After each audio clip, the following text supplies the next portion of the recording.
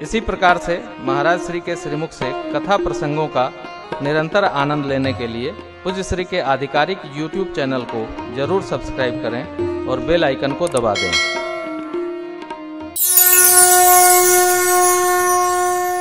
जितने प्रसंग हैं 84 के 84 सबके मूल में प्रभु ने कहा है माँ से, विपिन गगन केवट अनुरागा सुरसर उतर निवास प्रयागा के पहले की पंक्ति है, बौरी राम अभिषेक प्रसंगा पुनन्द्र ब्रज भजन राज रस भंगा पुरवासन कर विरह विषादा कहे से राम लक्ष्मण संवादा। संवाद मने व्यवहार और भाषा का आदान प्रदान, ये संवाद है।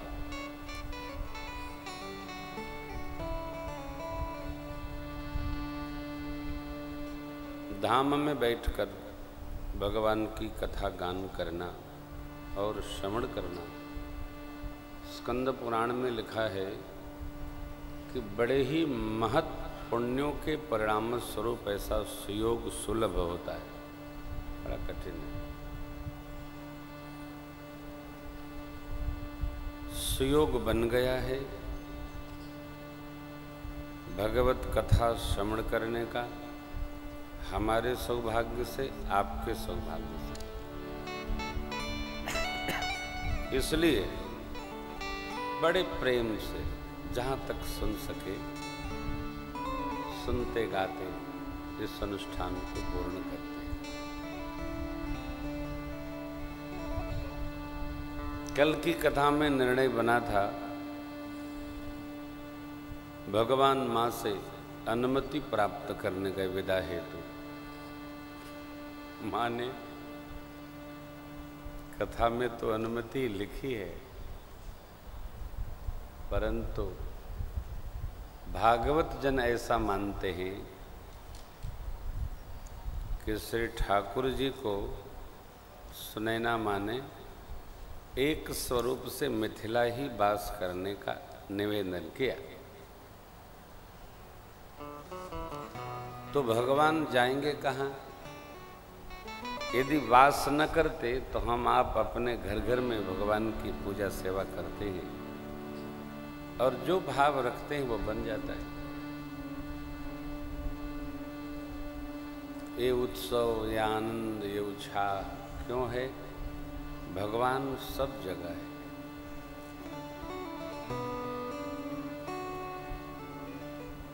मैं किसी भी बात को स्वीकार करने में देर नहीं लगाता नारायण। तो एक बात आपको स्वीकार करता हूँ, दिल्ली में, बक्सर में, अयोध्या जी में, जहाँ भी पुनौरा धाम से संबंधित लोग मिलते थे वो एक ही बात कहते थे, महाराज क्या बोल रहे, पुनौरा कब आई थी? ऐसे नहीं बोलते, क्या बोल रहे? पुनौरा कब आईबे? पुनौरा कब आईबे? भाई जी मैथिली है ना, तो इनको सब पता है। तो हम कहते थे जब माई बुलाएगी तो आ जाएंगे। निश्चित रूप से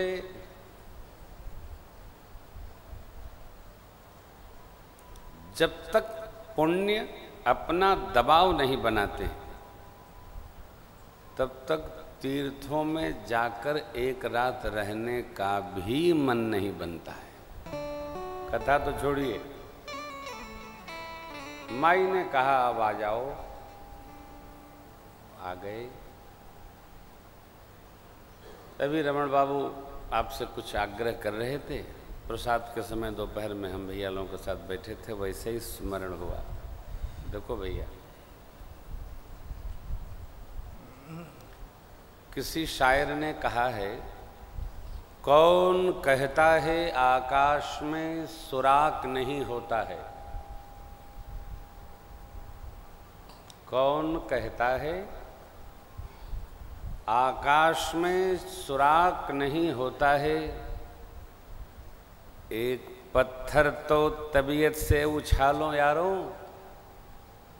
एक पत्थर तो तबीयत से उछालो यारों। यहां रहने वाले जो नगर के लोग हैं, क्षेत्र के लोग हैं, जब तक आप नहीं चाहेंगे तब तक हम जो बाहर से आने वाले हैं ये आके भी कुछ नहीं कर पाएंगे। चाहना तो यहीं के लोगों को पड़ेगा। आपस के द्वंद्वों से दूर होकर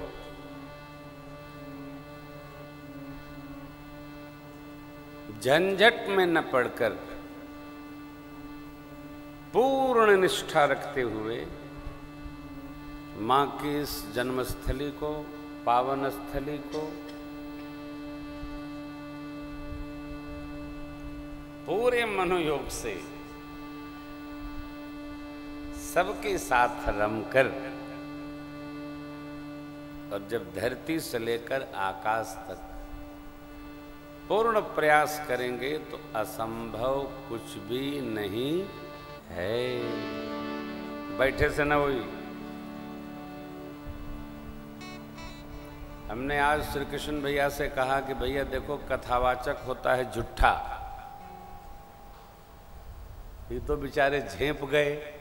क्यों? मैंने कहा भैया हम लोग तो व्यासपीठ पर बैठते हैं तो कह देते हैं, फिर इधर से घूमे तो फुर्सते नहीं है। 9 दिन यहाँ 9 दिन वहाँ। अब आपसे जो कहे थे वो हेरा ही गया।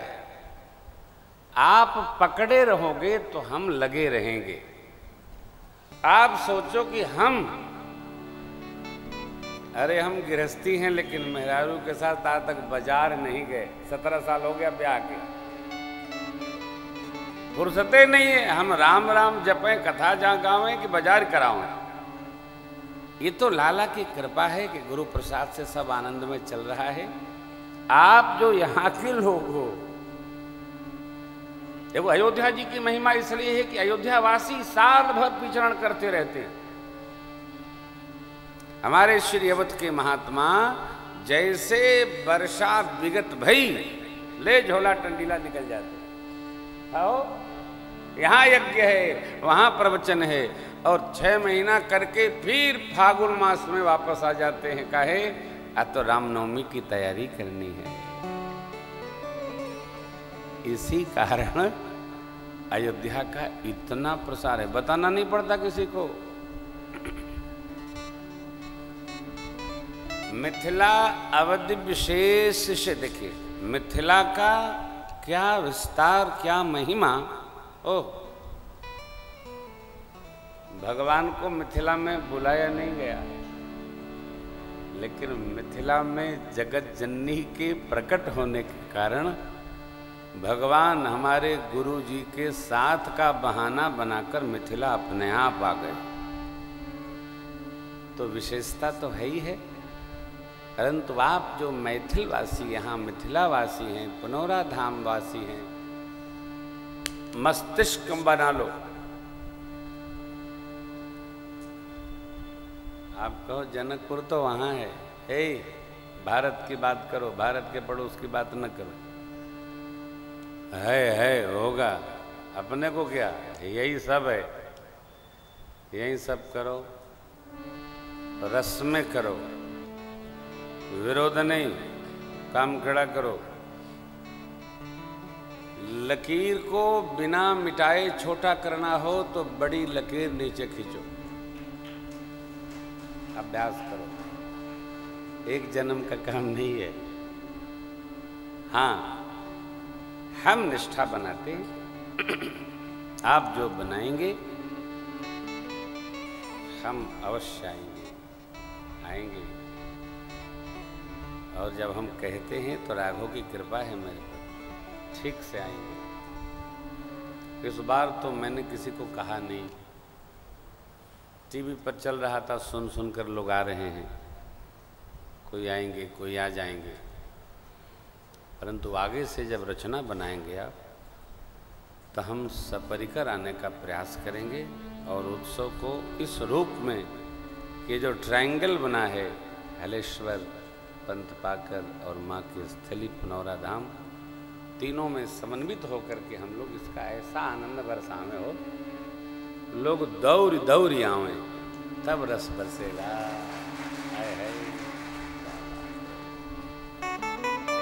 हमको तो इतना आनंद है यहाँ, क्या बताऊँ आपको, बड़ा आनंद, बहुत आनंद है। ये तो हम अकुताई जाते, यहाँ बड़ा आनंद है, कोई टेंशन नहीं, बड़ा आनंद है। आइए, अब आपको ये तो क्लियर हो गया, स्पष्ट हो गया कि भगवान मिथिला में रह गए। बेटी जितने दिन तक रहे उतना सुख बढ़ता है, तो भक्ति परंपरा में भक्ति को क्यों विदा करना। भक्ति को लेने नारायण भी आया, ब्रह्म भी आया, तब भी मिथिलापति हिले नहीं। एक स्वरूप से सरकार यहाँ वास करते हैं, दूसरे स्वरूप से लीला संवरण करने आगे गए, अयोध्या पधारे, स्वागत भया, फिर आप जानते हैं क्या क्या भया। आइए, यह कथा जो मैं आपके साथ गा रहा हूँ, याज्ञवल्क्य जी महाराज भरद्वाज जी के प्रति, भूत भावन भगवान भोलेनाथ माँ भगवती पार्वती जी के प्रति, काकभुषुंडी जी महाराज नीलगिरी पर्वत पर गरुण जी के प्रति, पूज्यपाद गोस्वामी जी संत समाज गंगा मैया के प्रति काशी जी में गा रहे हैं। क्या कथा है, क्या कथा है।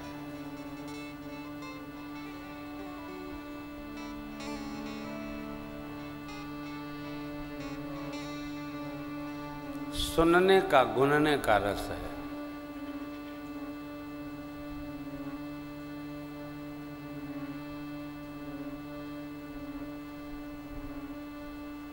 ये मंगलमय संवाद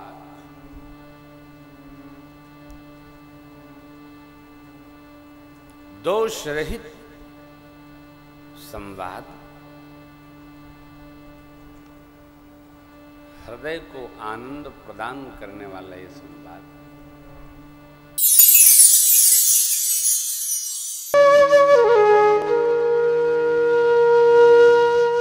इसी तरह सुनते रहिए, चैनल को सब्सक्राइब करिए, बेल आइकन को दबा दीजिए और पुण्य अर्जन के लिए अपनों में शेयर करिए।